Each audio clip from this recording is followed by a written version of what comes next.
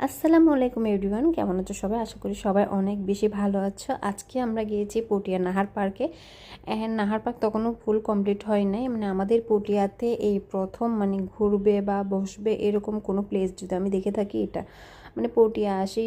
মানে তেমন আসা হয় না, আমাদের পটিয়ার মানুষরা ঘোরার জন্য টাউনে যায়, কারণ পটিয়াতে তেমন কোনো প্লেস নেই যে বাচ্চাদের নিয়ে বা ফ্রেন্ড সার্কেল নিয়ে ফ্যামিলি নিয়ে ঘুরবে। তো এই জায়গাটা হওয়ার পর আমরা সবাই মানে পটিয়ার মানুষ অনেক বেশি হ্যাপি, তো আমরাও এক্সাইটেড ছিলাম, যার কারণে আমরা চলে গেছিলাম। অ্যান্ড যাওয়ার পরে সত্যি প্লেসটা অনেক বেশি ভালো লাগতেছে। অ্যান্ড এটা যখন কমপ্লিট হবে এটা আরও বেশি সুন্দর হবে। আমরা যখন গিয়েছিলাম তখন মানে কাজ চলতেছিল। অ্যান্ড এই টেডিটা আসলে মানে দেখতে কেমন মানে আমরা ভাবছিলাম অনেক ফানি হবে বা অনেক ইয়ে হবে, বাট এটা অনেক বেশি রুড। মানে আমরা ভিডিও করতেছিলাম এটার জন্য ও আসলে অনেক টেডিরা হ্যাপি হয় বা একটু সাপোর্ট করে ইয়া করে, কিন্তু না, ও মানে ছেতে গেছিলো, মানে এমন ভাব দেখাচ্ছে যেন মানে ওর ভিডিও করে আমরা মানে ওর কোনো একটা ক্ষতি করে ফেলতেছি। মানে ও এসে আমাদের সাথে যেভাবে বিহেভ করতেছিল, আমি তারপর আমার বোনকে বলতেছি দরকার নেই ভিডিও করার। এরপরে এই রাইডগুলো আমার ভাগ্নে রাইড দেখার পরে মানে চলবে চলবে চলবে এরকম করতেছিল, এগুলো আরও নাকি উন্নত করবে।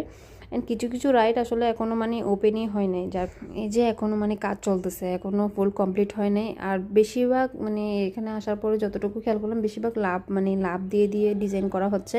মানে চারিদিকে যত ধরনের ডিজাইন সবগুলোতে লাভ ছিল, লাভ পয়েন্ট, মানে দেখতেও সুন্দর লাগতেছিল। হয়তো কমপ্লিট হওয়ার পর আরও বেশি সুন্দর লাগবে। এই যে দেখেন এখনও কাজ চলতেছে, এই যে লাভ মানে যেদিকে চোখ যাচ্ছে মানে লাভের দেখতেছি, অ্যান্ড খুব বেশি ভালো লাগতেছে।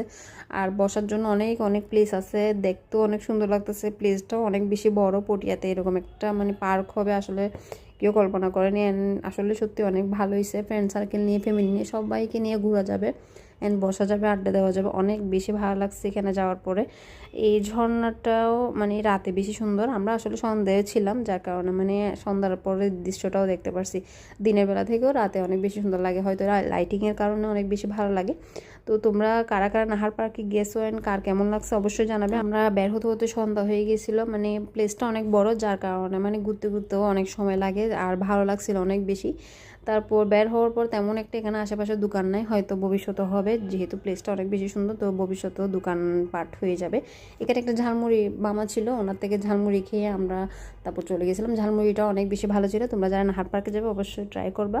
তারপর আমরা গেলাম ফুচকা বাড়ি ফুচকা খাওয়ার জন্য, যেহেতু ওখানে কিছু ছিল না। একটু পটিয়া গেলে, নাহার পার্কে গেলে বা পটিয়া গেলে ফুচকা বাড়িতে অবশ্যই ফুচকা ট্রাই করবা, অবশ্যই জানাবা কেমন লাগছে। অ্যান্ড দেখা হবে নেক্সট ব্লগে। ভালো লাগলে লাইক কমেন্ট করে পাশে থেকে। আল্লাহ হাফেজ।